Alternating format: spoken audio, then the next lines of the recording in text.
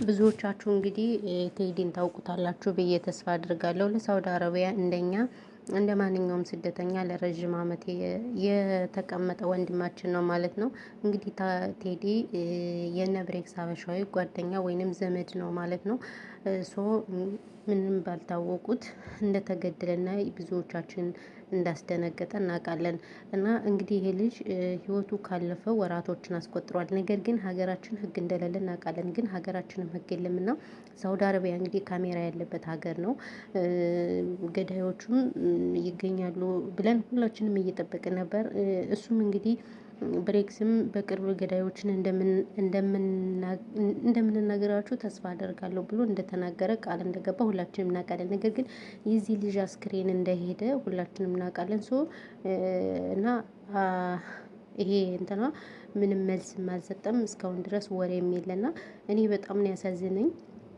ገና በልጅነት እድሜው ነው የቀጩትና ምክንያቱም ያው እርግጠኛ ነኝ ከሀበሻ ውጭ ማንም አይገድለውም። እና እኛ ሀበሻዎች በሀገራችንም መገዳደል ነው ስራችን። በሰው ሀገርም ተከትሎን መጥቶ ይሄ ክፉነታችን መጥፎነታችን እየተባላን ያለነው እና የዚህ ልጅ ገዳይ እኔ እስካሁን ድረስ የእግር እሳት ይሆንብኛል። አስባችሁታል?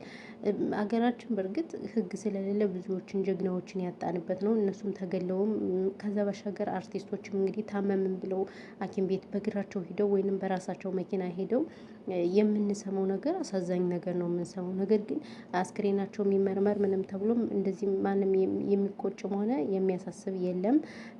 ወስደው ወርውረዋቸው ነው የሚመጡና ይሄ ነገር እስከመቼ ድረስ ነው?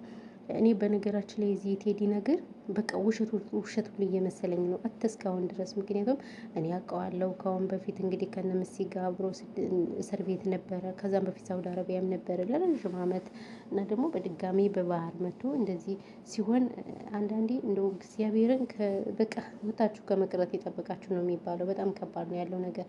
ሰላም ሰላም፣ ውድና የተከበራችሁ የቻናሌ ቤተሰቦች እንዴት ናችሁ? ደህና ናችሁ?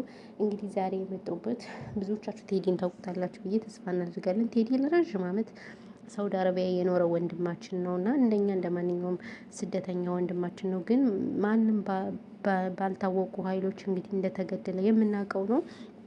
ግን ገዳዮቹ እነማን ናቸው ምንድን ናቸው የሚለው እስካሁን ድረስ መፍትሄም የለ ምንም የለ። እኔ በነገራችን ላይ ብሬክስ ሀበሻዊ እንትን እያለ ነበረ ማለት ነው።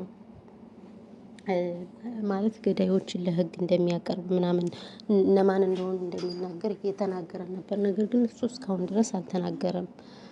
ብሬክስ ማለት ነው። እና እኔ በጣም ነው ያሳዘነኝ። ለቤተሰቦቹም ለምንም እንደዚህ በዚህ ልክ ሲሆን በጣም ያሳዝናል።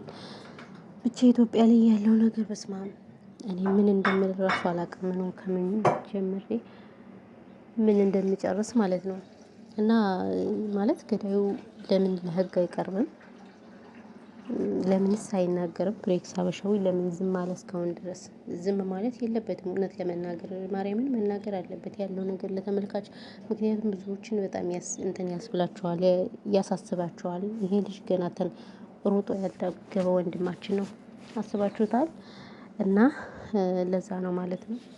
በተረፈ ግን ይሄ ነው ትቤን ሀዲ ሻይ بسم ادري كربان ولا لا كل يوم اسويها انسى اقول بشرب انسى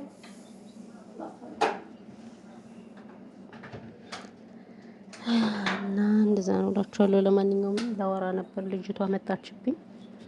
በጣም ከባድ ነው። ቤተሰቦች ብዙም ወሬ አላወራባችሁም። ሰላማችሁ ብዝት ትርፍርፍ ይበልልኝ። ቴንኪው፣ እናመሰግናለን። ቤተሰብ ሁኑ ትላላችሁ እናንተ። ሳውዲ በስማም በጣም ብርድ አለ። ግን በነገራችን ላይ ራሳችሁን ጠብቁ እሺ ውዶች፣ ማሮች፣ ፍቅሮች። በጣም ኃይለኛ ብርድ አለ። የሚገርማችሁ ነገር ማለት ነው ሳውዲ